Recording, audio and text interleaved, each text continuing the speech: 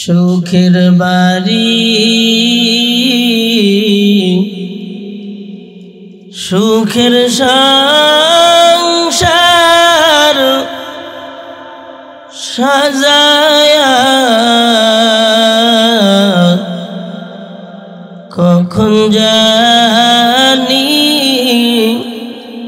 যাইতে হবে সব সারিয়া, কখন জানি যাইতে হবে সব সারিয়া। প্রাণ পাখি যেদিন যাবে আমার উড়িয়া, লাশটি আমার থাকবে মাটিতে পড়িয়া,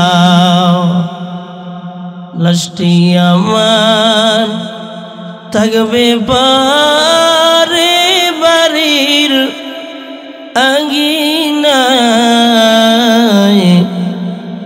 সবাই শুধু কাঁদবে আমি নাই রে নাই, সবাই শুধু কাঁদবে আমি নাই রে নাই।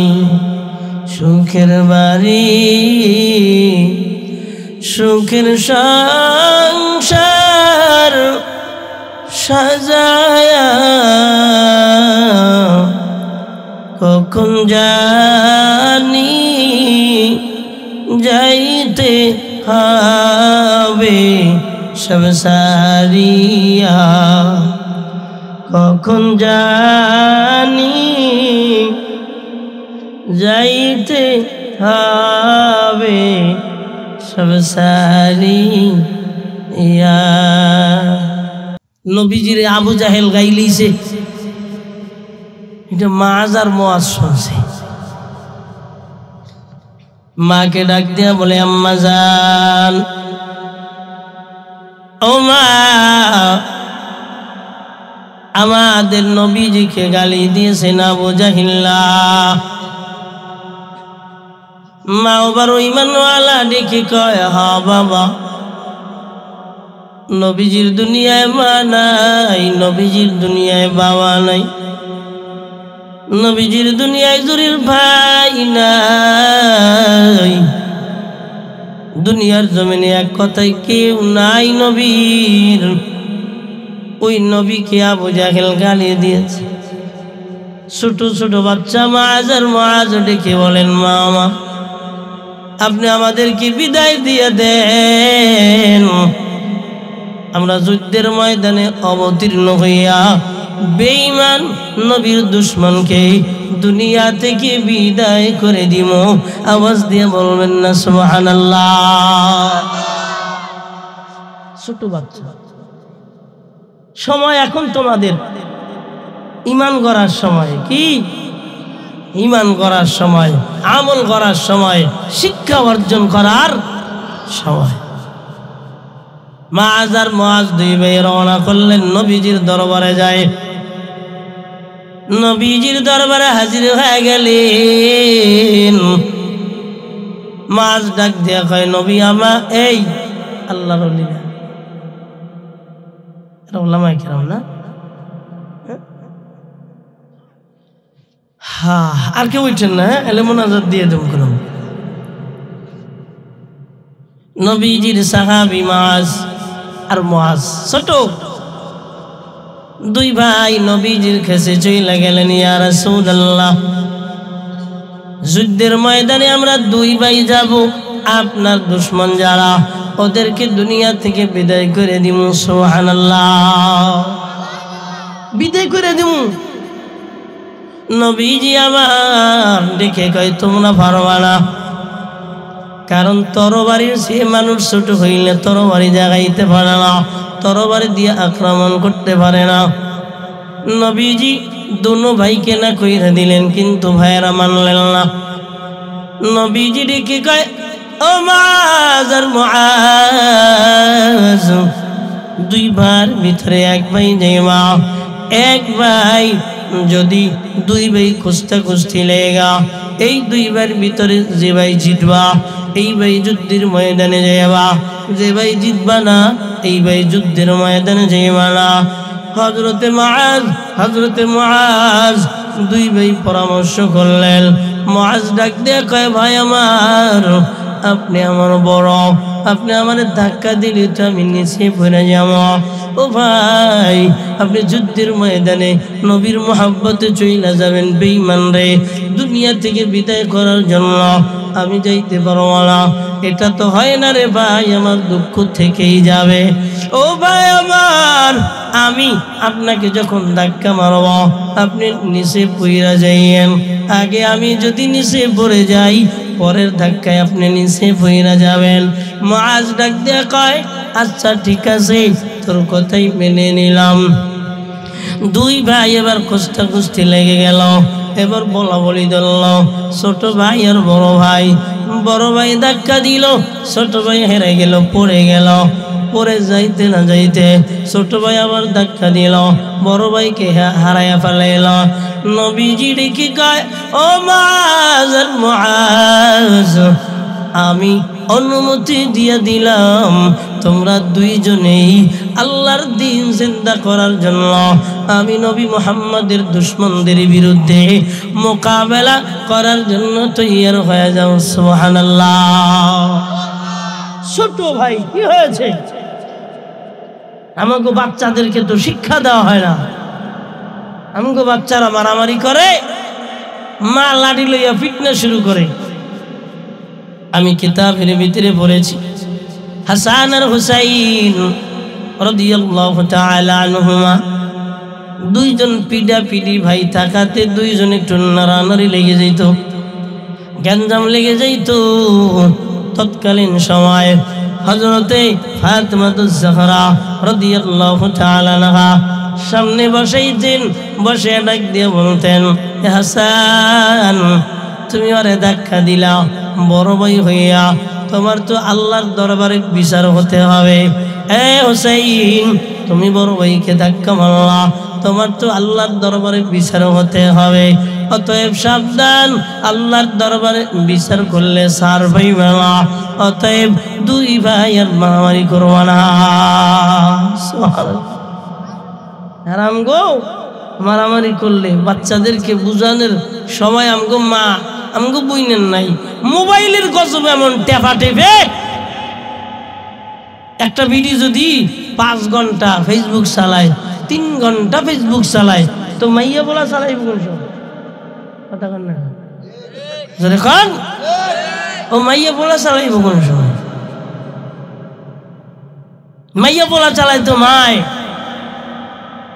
সেই মাই যদি চালায় মোবাইল, মাইয়া বলা খালে বুড়ে মরে, গাড়ির তলে বুড়ে মরে। কথা বলা রাস্তায় আড্ডি যেতেছে, গজব একটা কান্দে লইয়া, গজব এনে একটা কান্দে, হেনিটি ব্যাগ, হ্যাঁ মোবাইল এখন কান্দে, মাইয়া আড্ডা সুইডা গাড়ির তলে নাই, খালাস শেষ। হচ্ছে না যাইতেছে অটোতে, মোবাইল একখানে দিক ওদিক উল্না যাইয়া চাক খাই ফেসাইছে, এমন ফেসান। এবার ফেসাইয়া ঠান্ডা মাথায় গলাটা পুরা কাইটে আলাদা গেলাস। যা, আল্লাহ আমাদেরকে হেফাজত করেন।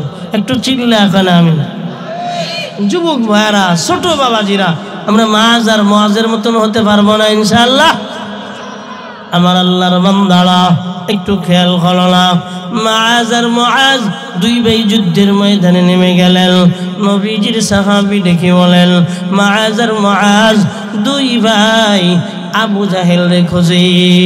আমি দাঁড়ায় রইলাম, মুআজ আর মুআজ ডেকে কয়, ও চাচাজি, নবীজিকে অনেক কষ্ট দিয়েছে, অনেক গালি দিয়েছে, অনেক মেরেছে আবু জাহেল। একটু দেখা দেন, ওরে দুনিয়া থেকে বিদায় করে দিমু। সাহাবীকে বলেন, এই ছোট বাচ্চারা, আমি এবার টেনশনে পড়ে গেলাম, অকুরে হেফাজত করবো না, বেঈমানদের বিরুদ্ধে যুদ্ধ করবো। এক পর্যায়ে আবু জাহেলকে দেখে ফেলাইলাম। আমি ওদেরকে বললাম, এ ভাতিজারা, ওই যে আবু জাহেল ঘোড়ার পিঠে বসা, এমনি ভাবে মাছ আগায়া যায়, তরবারি নিয়ে এমন ভাবে ধরাশয়ী করে ফেলায়, আবু জাহিল লড়ে, এমন কূপ মেরে দেয়, রানটা দুনিয়া থেকে নিচে নেমে যায়, ঘোড়ার পিঠ থেকে আবু জাহেল পড়ে যায়। এবার মুআজ আগায় যে তরবারি দিয়ে আঘাত করে। নবীজির সাহাবী কয়, আমি আর তো বসে থাকতে পারি না, আমিও যাইয়া ওদের সঙ্গী হইয়া নবীজির দুশমন আবু জাহেল ওরে চিরতরে জাহান্নামে পাঠায় দেই। ও যুবক ভাইয়ারা, ও ছোট বাবাজেরা, একটু নিজেদেরকে একটু থামায়া একটু নিজেদেরকে বুঝ দাও। তোমরা ছোট, তোমাদের মেধা একেবারে আঠালো মাটির মতো, যেটা শুনবা এইটাই তোমাদের মেধার ভিতরে ঢুকে যাবে। ও বাবাজিরা, ও যুবক ভাইয়ারা, দুনিয়াটা চিরস্থায়ী দুনিয়া না, এটা ক্ষণস্থায়ী দুনিয়া। এই দুনিয়ায় থাকা যাবে না, তবে হ্যাঁ, এই দুনিয়ায় থাকবা ততদিন পর্যন্ত যতদিন তোমার ঈমান ভালো থাকবে, যতদিন তোমার আমল ভালো থাকবে। একটু ভালোভাবে লক্ষ্য করো, এই দুনিয়ায় তোমাকে আর আমাকে পালনেওয়ালা, তোমাকে আর আমাকে বাঁচানেওয়ালা, তোমাকে আর আমাকে দুনিয়ার জমিনে খাওয়ানেওয়ালা। একটু আওয়াজ দিয়ে বলো, আছে না নাই? আছে না? আছে না? তিনি কে? একটু চিল্লে আওয়াজ দিয়ে বলো। ইন্নাল্লাযীনা ক্বালু রাব্বুনাল্লাহ, এই দুনিয়ার ভিতরে আমাদের রব, আমাদের আল্লাহ, আমাদের রব আমগরে খাওয়ায়, আমগো রব আমগরে বাঁচায়, আমগো রব আমগরে মারে। এই জন্য দুনিয়ায় আমাদের রব আল্লাহ চিল্লা বলেন ঠিক কিনা? দুনিয়ায় যারা আওয়ামী লীগের রব বানাইছিল, ওরা এখন বাংলাদেশে নাই। এখন যারা বিএনপিকে রব বানাইছে, ওরাও বাংলাদেশে থাকতে পারবে না।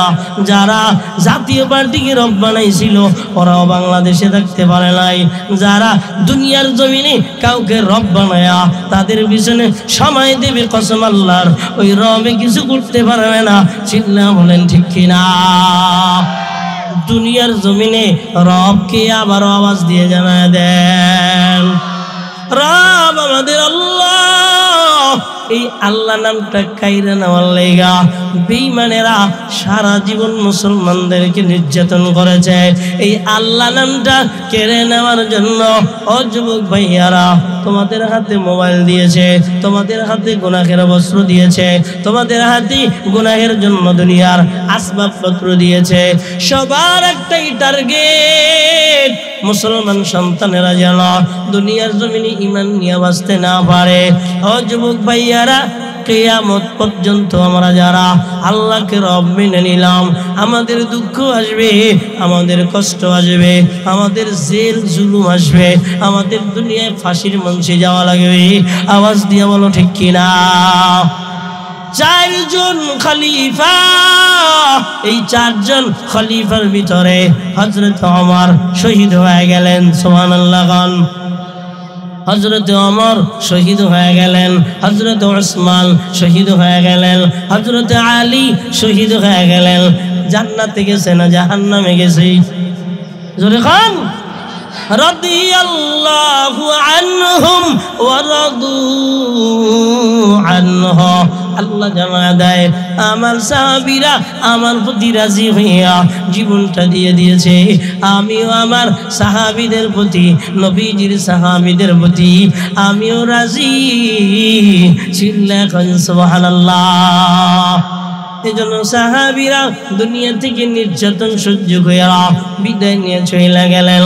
ইমামে আবু হানিফা দুনিয়া থেকে নির্যাতন সহ্য করে বিদায় নিয়ে চলে গেলেন। ইমামে আহমদ ইবনে হাম্বল রাহমাতুল্লাহ আলাইহি উনি দুনিয়া থেকে নির্যাতন সহ্য করে বিদায় নিয়ে চলে গেলেন। ইমামে শাফিঈ রাহমাতুল্লাহ আলাইহি উনিও দুনিয়ার জমিন থেকে নির্যাতন সহ্য করে বিদায় নিয়ে চলে গেলেন। তার মানে আল্লাহর প্যারা বান্দা যারা এরা দুনিয়ার জমিনে জীবন দেয় এদের ঈমান কেউ নিতে পারে না। আওয়াজ দিয়ে বলেন ঠিক কিনা? এদের জীবন যায় লেকিন এদের ঈমান যায় না, কারণ ঈমান বড় দামি সম্পদ। আমার ঈমানে আমার আখিরাতের বাড়ি পৌঁছায় দেবে। আমার ঈমানই আমার সার্টিফিকেট, আমার ঈমানই আমার জান্নাতে বাড়ি যাওয়ার টিকিট। চিল্লা এখন ঠিক কিনা? আমার ঈমান। তুমি ঈমান বিক্রি করতে পারো মৌলবী, তুমি ঈমান বিক্রি করতে পারো, কিন্তু একটা সাধারণ যুবকও ঈমান বিক্রি করে না। তুমি পুরা ঈমান বিক্রি করতে পারো, একটা ছোট বাচ্চা ঈমানকে বিক্রি করে না। পৃথিবীর জমিনে কারো কাছে মাথা নত করে না। চিল্লা এখন ঠিক কিনা? কারো কাছে মাথা নত করে না। কার কাছে মাথা নত করবো? বুঝলে কও? আল্লাহর কাছে মাথা নত করবো পৃথিবীর জমিনে। আর কারো কাছে মাথা নত করার কোনো সুযোগ? তোমাকে দুনিয়া লাগবে, দুনিয়া নিয়ে দৌড়াও, আমাকে বুঝানোর দরকার। ফেরো, এই জীবন আসল জীবন, এটা হলো মিশে মায়া। শুধু খেলা ঘর, কবরেতে যেতে হবে, সব বন্ধু বান্ধব হবে, সব হবে তোমার পার। ও আল্লাহর বান্দারা, দুনিয়ার জমিনে আল্লাহ বলেন ইন্নাল্লাযীনা ক্বালু রাব্বুনাল্লাহ, নিশ্চয়ই যারা বলে আমাদের রব আমাদের আল্লাহ, সুম্মা ইসতাকামু, এই কথার উপরে অবিচল থাকে, এর থেকে ডানো হয় না, এর থেকে বাম হয় না। সুম্মা ইসতাকামু তাতানাজ্জালু আলাইহিমুল মালাইকা। একটু খেয়াল করবেন ও বাবাজি, আল্লাহর বান্দারা, যারা বলে আমাদের রব আমাদের আল্লাহ, এই কথা বইলা এর উপরে অবিচল থাকে, ডানেও যায় না বামেও যায় না। আল্লাহ বলেন তাতানাজ্জালু আলাইহিমুল মালাইকা, এই দুনিয়ায় আমি তাদের উপরে ফেরেশতা নাজিল করি। চিল্লা এখন সুবহানাল্লাহ। নবীজি আমার দুনিয়ার জমিনে যখন মক্কা থেকে মদিনায় পালায়া যাইতেছে, মক্কার বেঈমানেরা নবীজিকে ডাকতে দিবে না। এবার আল্লাহ জানায় দিলেন, নবী আমার আপনি রওনা করে চলে যাবেন। তবে এবার যাবার সময় সব বেঈমানের বাচ্চারা নবীজিকে ঘেরাও করে রাখলেন। নবীজিকে ফেরেশতা জানায় দিলেন, জিবরাইল, নবীজি আমার হাতের ভিতরে বালু নেন। হাতের ভিতরে বালু নিলেন, নবী আমার হাতের ভিতরে বালু নেয়া নিক্ষেপ করলেন, সব বেঈমানের চোখের ভিতরে ঢুকায় দিয়েছেন। তিনি কি? তিনি আল্লাহ। সাহাবা আজমাইন যুদ্ধের ময়দানে নেমে গেছে। 313 জন সাহাবী আল্লাহর দিন জিন্দা করার লেগা এবার মোদি কি বলে, এবার ময়দানে নেমে গেছে সাহাবা আজমাইন। এবার 313 জন হাজার বেঈমানের সাথে পারার কথা না। আল্লাহ ডেকে কয়, আমার উপরে যারা অবিচল থাকবা আমি আল্লাহ তাদেরকে ফেরেশতা দিয়া হেফাজত করব। চিল্লা এখন সুবহানাল্লাহ। এজন্য বাবাজি আল্লাহর বান্দারা সুম্মা ইসতাকামু তাতানাজ্জালু আলাইহিমুল মালাইকা, আল্লাহ বলে আমি ফেরেশতা নাজিল করি। আল্লাহ তাতানাজ্জালু আলাইহিমুল মালাইকাতু আল্লা তাখাফু। এই বাবারা, মুসলমানেরা যখন কারাগারে বন্দী থাকে তখন কোনো পরোয়া করে না, এদের সঙ্গে আল্লাহ ফেরেশতা রাখে। চিল্লা এখন সুবহানাল্লাহ। কত ইতিহাস পড়েছি বাবা, দুনিয়ার জমিনে মুসলমানকে জেলখানায় বন্দী করে শুকুরের গোশত দিয়ে খাবার দিয়েছে। আমার আল্লাহ ডেকে কয়, ও ফেরেশতারা বন্ধুরা তোরা কই, আমি আল্লাহর জান্নাতের খাবার ওদের জন্য নিয়ে যা। চিল্লা এখন সুবহানাল্লাহ। তিন দিন পর বেঈমানের বাচ্চারা আগায় দেখে যেখানে শুকুরের গোশত দেওয়া রান্না করা ওখানে পয়রা রইছে, বরং জান্নাতি খানা দিয়া জিনখানা ভরা। আওয়াজ দিয়া কোন সুবহানাল্লাহ।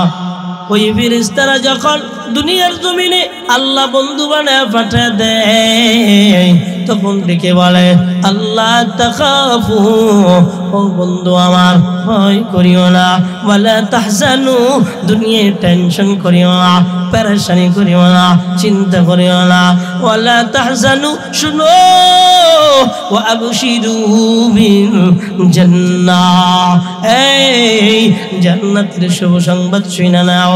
কেননা তোমরা দুনিয়ায় কাউকে বড় মনে করো নাই, দুনিয়ার কাউকে রব বানাও নাই, দুনিয়ার কারো কথাই দুনিয়ায় চলো নাই।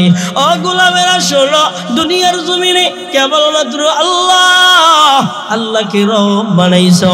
এখন আমরা তোমাদের বন্ধু, নাহনু আউলিয়াউকুম ফিল হায়াতিদ দুনিয়া, দুনিয়ায় আমরা তোমাদের বন্ধু। শুধু তাই না, ফিল আখিরা, কবরেও যখন যাইবা আমরা তোমাদের বন্ধু হয়ে দাঁড়াবো। সুবহানাল্লাহ বলবেন না? নবীজি জানা দেয় যখন নেককার বান্দা অন্ধকার কবরে ঘুমায় যায়, অন্ধকার কবরে ঘুমায় গেলে এ বাবাজি আল্লাহর বান্দারা মাথার কাছে এসে কোরআন দাঁড়ায় যায়, ডানে নামাজ দাঁড়ায়, বামে রোজা দাঁড়ায়, পাদ্দারে সাদকা যাকাত দাঁড়ায় যায়। এমনি ভাবে বান্দা ঘুমায় যায়, মুনকারের নেকির আগমন নবীজি ডেকে কয়। তারা যখন সালার জবাব শুরু করে দেয়, ফেরেশতারা ডেকে কয় বন্ধু ঘুমাইছে, বন্ধুকে ঘুমাইতে দেওয়া না। তার মানে নাহনু আউলিয়াউকুম ফিল হায়াতিদ দুনিয়া ওয়া ফিল আখিরাহ, আখিরাতে আমার মালিক আল্লাহ এ বান্দারা ফেরেশতাদের বন্ধু বানায় দেয়। একটু চিল্লায়া বলবেন, আল্লাহ যদি ফেরেশতাদেরকে বন্ধু বানায় আল্লাহ কি বন্ধু হয় না রে? হ্যাঁ যুবক ভাইরা, আল্লাহ কি বন্ধু হয় না? আল্লাহ তো বন্ধু হয়ে যায়। এই জন্য দুনিয়ায় সব সারবা, আল্লাহকে সারবা না। টাকা সারবা, পয়সা সারবা, আল্লাহকে সারবা না। দুনিয়ার জমিনে সম্পদ সারবা, এরপরেও আল্লাহকে সারবা না। এই দুনিয়ার জমিনে মাও সারবা, বাবাও সারবা, সাবধান আল্লাহকে সারবা না। কেননা আল্লাহ ব্যতীত কেউ নাই।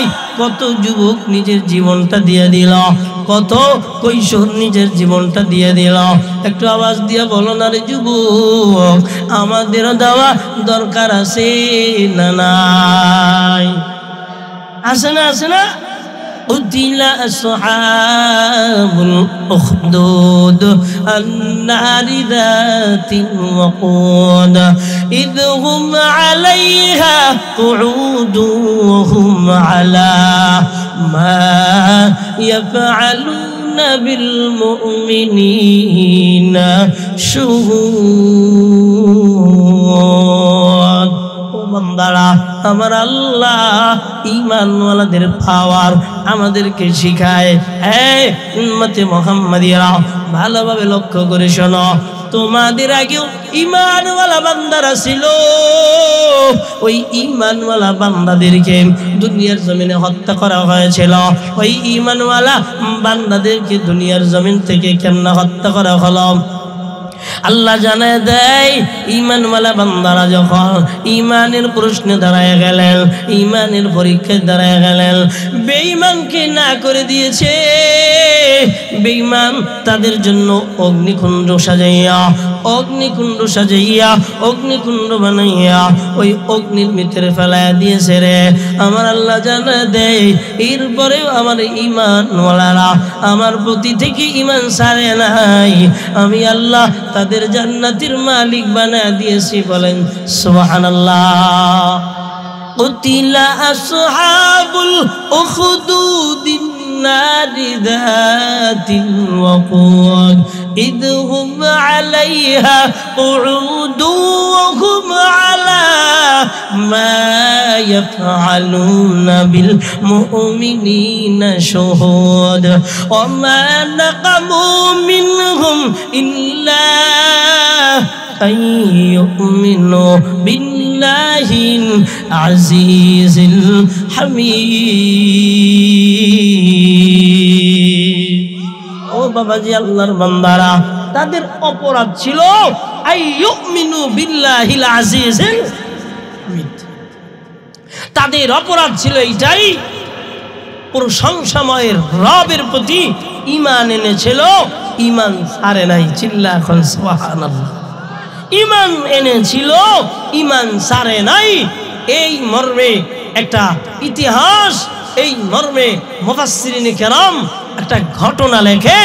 সেই ঘটনাটা হলো আল্লাহর এক বান্দা যুবক আব্দুল্লাহ বিন তামের সম্পর্কে লেখেন মুফাসসিরিনে কেরাম।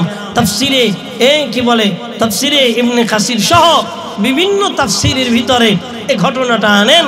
উতিলা আসহাবুল উখদুদ কেমনে তৈরি হলো এবং তাদেরকে কিভাবে হত্যা করা হলো, আপনাদেরকে সংক্ষিপ্ত আকারে বইলে ঈমানকে একটু মজবুত করে দোয়ার দিকে যাব ইনশাআল্লাহ।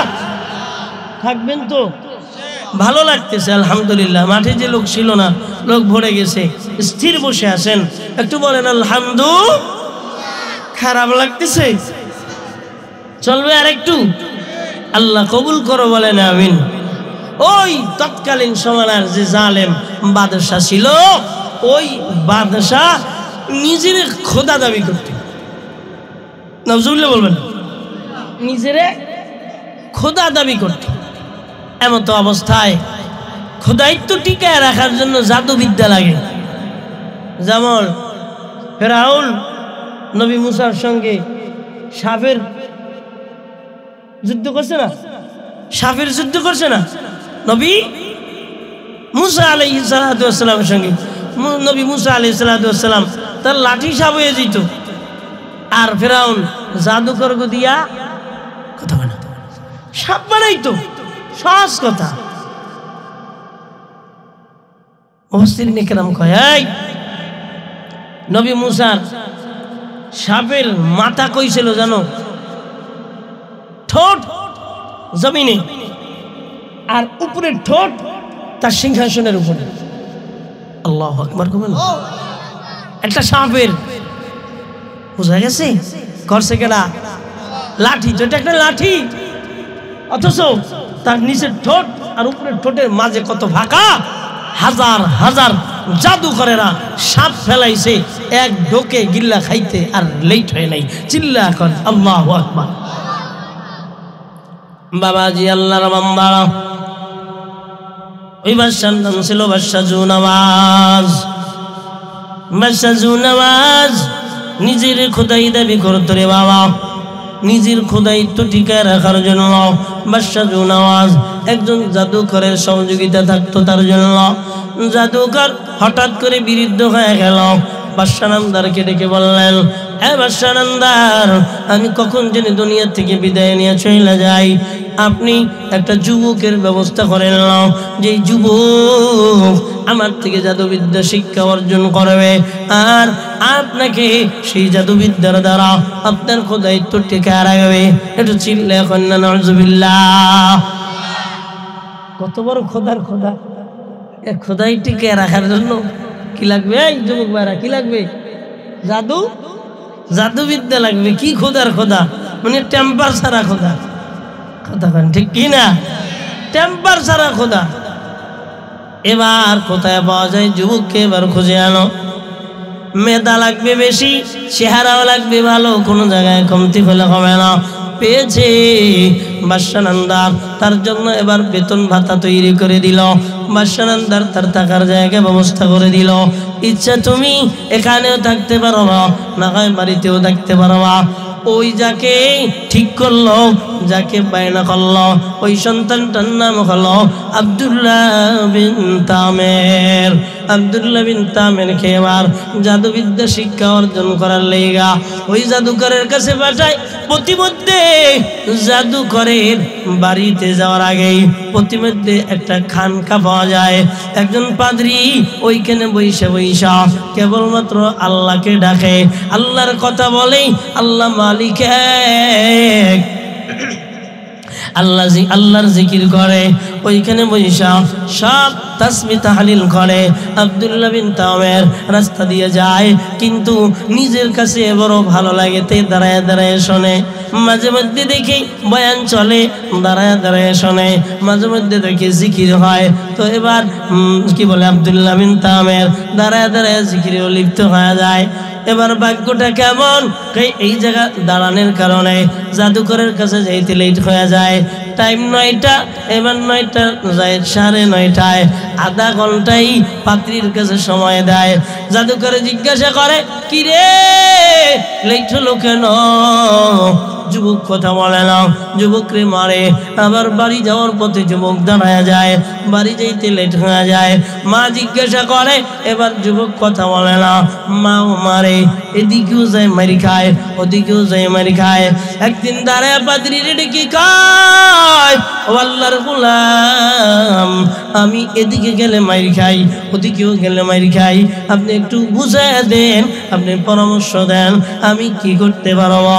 পাদ্রী ডেকে কয়, যুবক তুমি যখন এদিকে যাইবা তখন ওদিকের কথা বলবা, ওদিকে যখন যাইবা তখন এদিকের কথা বলবা। এই বইলা উসিলাতান তুমি সময় কাটায়া দিবা, এর মাঝে আমার কাছে সময় বাড়াইবা। সময় যত বাড়াইবা ইমানের মালা তত বেড়ে যাবে। আব্দুল্লাহ বিন তামির ইমানের মালাও বাড়ায়, ওদিক জাদুবিদ্যাও বানায় দেয়, জাদুবিদ্যা বানাইতেছে, ইমানের মালাও বানাইতেছে। আব্দুল্লাহ বিন তামির তো জানে না কোনটা ভালো আর কোনটা মন্দ। হঠাৎ করে আব্দুল্লাহ বিন তামির রাস্তা দিয়ে রওনা করেছেন, তাকে দেখে এদিকে জঙ্গলি একটা প্রাণী রাস্তাকে অবরোধ করে দাঁড়ায় গেছে। রে বাবা, রাস্তাকে অবরোধ করে দাঁড়ায় গেছে। আব্দুল্লাহ বিন তামির এবার মনে মনে চিন্তা করলো, সঠিকটা বের করার লেগা আজকে আমার একটা পরীক্ষা হয়ে যাও। ডাক দিয়া কয়, আল্লাহ, বুইরার জাদুবিদ্যা যদি সত্যি হয় আমি তার নামে পাথর মারব। আর না কয়, ও মালিক, ওই পাদ্রীর ধর্ম যদি তুমি মনোনীত সত্যি মনে করো তাহলে ওই ধর্মের উপর আমি একটা পাথর মারব। আব্দুল্লাহ বিন তামির এবার পাদ্রীর ধর্মের উপর একটা পাথর নিক্ষেপ করলেন। ওই বন্য প্রাণীটার মাথায় লাগালো, মাথায় লেগে দুনিয়া থেকে বিদায় হয়ে গেল। সব মানুষগুলা এখান থেকে চলাচল শুরু করে দিল। আব্দুল্লাহ বিন তামির আল্লাহর কাছে বড় দামি হয়ে গেল। আব্দুল্লাহ বিন তামির এবার কালেমার মালা গলায় পরে নিল। আব্দুল্লাহ বিন তামির যখন এবার কালেমার মালা গলায় পরে নিল, পানিতে ফু দেয়, এবার কাজ হয়ে যায়, মাথায় ফু দেয়, কাজ হয়ে যায়। যে জায়গা এবার তার ফু লাগে সেখানে কাজ হয়ে যায়। চারদিক থেকে রোগীর অভাব নাই। আব্দুল্লাহ বিন তামির এবার 4 ফুক দিলেই মানুষ ভালো হয়ে যায়। ইতিমধ্যে এই খবর বাদশার একজন মন্ত্রী ছিলেন, অন্ধ মন্ত্রী। ওই মন্ত্রী এবার যখন শুনতে পাইলেন ওই যুবকের মাধ্যমে অন্ধ মানুষও ভালো হয়ে যায়, এবার অন্ধ মন্ত্রী যুবকের কাছে চলে যায়, ডেকে কয়, আব্দুল্লাহ বিন তামির, তুমি আমাকে চোখ দুটো ভালো করে দাও। আব্দুল্লাহ বিন তামির ডেকে কয়, আমি ভালো করার মালিক না, ভালো করার মালিক আমার আল্লাহ। হ্যাঁ মন্ত্রী, যদি ভালো হতে চাও ইমানের মালা গলায় পরে নাও, আমি তোমার চোখে ফুক দিব, এর আগে দিব না। আব্দুল্লাহ বিন তামিরের হাতে আবার হাত রাইখা কালেমার মালা পয়রা মুসলমান হয়ে গেলেন। মন্ত্রীর চোখে ফু দিয়া দিলেন, মন্ত্রী সুস্থ হয়ে গেছে। পরের দিন এবার রাজ দরবারে মন্ত্রী কর্মে লিপ্ত। বাদশার আন্দার জানতে পাই মন্ত্রীর চক্ষু ভালো হয়ে গেছে। এবার বাদশার আন্দার ডাকে, এই মন্ত্রী, চক্ষুকে ভালো বানাইল? কয়, অমুক যুবক চক্ষু ভালো বানাইল। কেমনা জাদুবিদ্যায় ভালো বানাইল? কয়, না, আমার আল্লাহ ভালো বানাইল অমুক যুবকের ওসিলা করিয়া। কি রে সেই যুবককে? কয়, সেই যুবক হলো আব্দুল্লাহ বিন তামির। কয়, ওরে ডাকা হোক। এবার রাজ দরবারে ডাকলেন, রে যুবক ভাইয়ারা আমার, রাজ দরবারে রেখে এবার বলতেছেন, কি রে আব্দুল্লাহ, তুমি না জাদুবিদ্যায় এই সব করতেছ? আব্দুল্লাহ ডেকে কয়, বাদশা নন্দার, না, আমি জাদুবিদ্যায় এগুলা করতেছি না, আমার আল্লাহ করে, আমি হলাম মাত্র মাধ্যম। চিল্লা কর সুবহানাল্লাহ। বাদশা নন্দারের মেজাজ গরম হয়ে গেছে, ডাক দিয়ে কয়, আমি না তোমার খোদা? তোমার খোদা আবার কেডা? কয়, না, আপনি আমার খোদা না, আপনার আমি দুনিয়ায় খোদা মানি না, আমার মালিক, আমার রব, আমার আল্লাহ। আব্দুল্লাহ বিন তামের, তুই বল কার মাধ্যমে এগুলা শিখলি? বলে না, এক পর্যায়ে নির্যাতন সহ্য করে শুরু করে দেয়। আব্দুল্লাহ বিন তামের বলে, অমুক জায়গায় একজন পাদ্রী আল্লাহর নামের জিকির করে, তালিম তাজকিয়া করে, একে ধরে আনা হলো। এবার সে বলল, তুই আমাকে নামাই না, কেমন তোর কোন খোদারে মানুষ, অতএব তোর দুনিয়ায় বিদায় থেকে বিদায় করে দিব। পাদ্রীটি কি কয়, আপনি আমাকে বিদায় করতে পারবেন, আমার দিল দিয়ে আমার রব, আমার আল্লাহর ঈমান নিতে পারবেন না। সুবহানাল্লাহ।